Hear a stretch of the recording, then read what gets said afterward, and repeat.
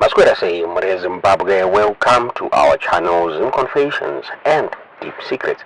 Kana kariki kutanga kukuya paneno channel, please don't forget to subscribe. Kana chungwa garoga subscriber, don't forget to comment and share this video. Masquerade Zimbabwe takigirai nyaya irikupisa nyaya yabudzitswa ne another pressure group remawo veterans avabuda vachivoisa their support for former SANU-PF Central Committee member wa Blessed Geza. Vakataura ivo vachiti aiwa Geza is right and Mnangagwa should step down.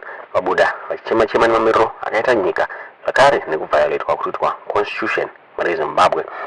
Vakabuda vachiti they stand with Geza kwavari ikoko. Nyaya yabudzitswa nemaizimbabwe.com vachitaura vachiti a groundswell of discontent is brewing within the ranks of Zimbabwe's war veterans, with a growing number voicing their support for ZANU-PF Central Committee member Blessed Bombshell Geza's recent call for President Mnangagwa to step down.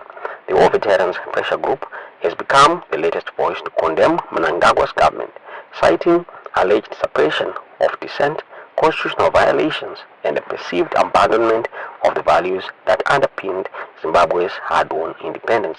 The War Veterans Pressure Group's criticism follows Geza's much publicized and scathing attack on Mnangagwa's leadership, which has reportedly forced the former into hiding.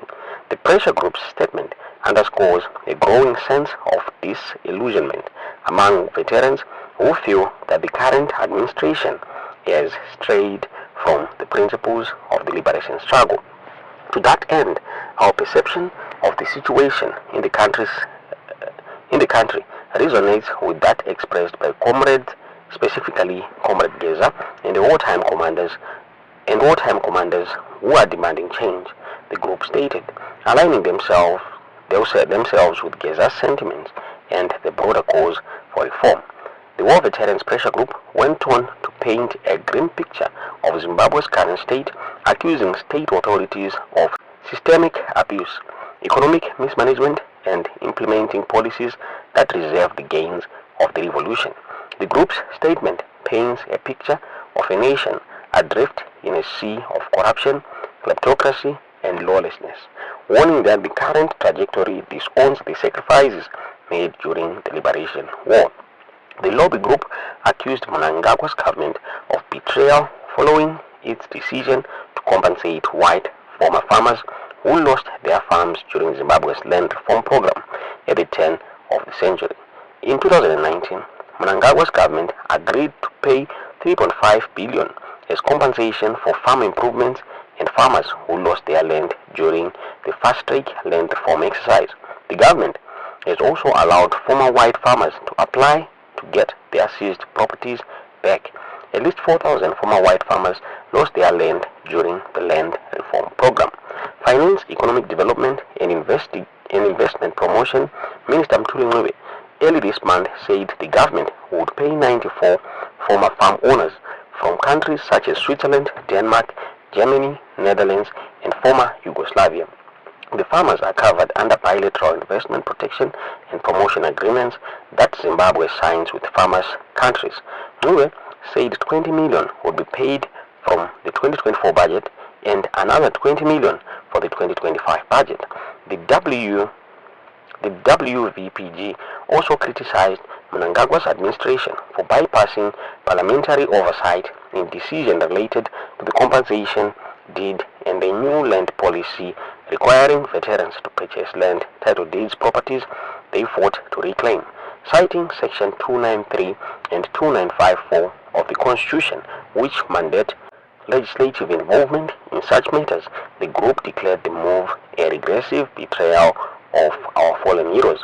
The veterans also denounced the controversial 2030 agenda and a proposal by Mnangagwa's allies to extend his term by 2 years, labeling it nefarious subversion of constitution. The WVPG's statement detailed past confrontations between group and state institutions, including 2021 arrest of 39 members during a peaceful gathering at Africa Unity Square in Harare. The veterans had gathered to deliver a petition urging the government to honor a High Court order directing payment of a monthly pension equivalent to 2,000 were stipulated under Statutory Instrument 280 of 1997. According to WVPG, the charges against the activists were dropped 3 years later due to lack of evidence, following prolonged legal harassment. This exemplifies the state's iron fist approach to silencing dissent, the group asserted, linking the incident to broader accusations of authoritarianism. Among their demands, the war veterans called for urgent economic intervention to address rising prices and inequality, alongside sweeping political reforms to curb graft and state capture. They also demanded compensation for victims of the 1980s Kukulawundi massacres, a period of state-sanctioned violence targeting dissenters, and the return of properties seized from Zimbabwe People's Revolutionary Army. Furthermore, the group urged the government to prioritize the benefiting of citizens from natural resources over foreign interests. The veterans of the liberation struggle, Minister Monica Mavunga, was also not answering a phone when Newsday tried to seek a comment from her. Meanwhile, former ZANU-PF political commissar Xavier Kasukwere has weighed in on the growing dissent, suggesting that President Mnangagwa's days in office are numbered.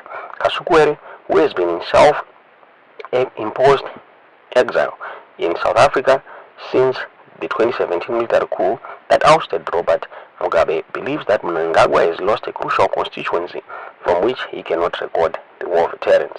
Once those war veterans say your job is done, that's the end. He is yearning around, but the truth of the matter is he is gone. The more critical branch in ZANU-PF is that thing called war veterans. Kasukwere said in an interview with HSTV released 2 weeks ago. Kasukwere, a former minister in the Robert Mugabe and also a former CIO operative, spoke as a group of outspoken war veterans reviewed plans for a nationwide shutdown to force Mnangagwa to step down. The group is led by Blessed Geza, who denies that they are acting as a front for Mnangagwa's ambitions, Deputy retired Army General Constantino Chiwenga. Police have since said that Geza was wanted on 4 charges: incitement to commit public violence, undermining the authority of the president, vehicle theft, and allegedly selling 3 vehicles without owner's consent. Ndamabuditsiro akati nyaya iyi muri Zimbabwe tisingaziva kuti nonasei nyaya itudziwo zvamukufunga pamusoro penyaya iyi mu comment section.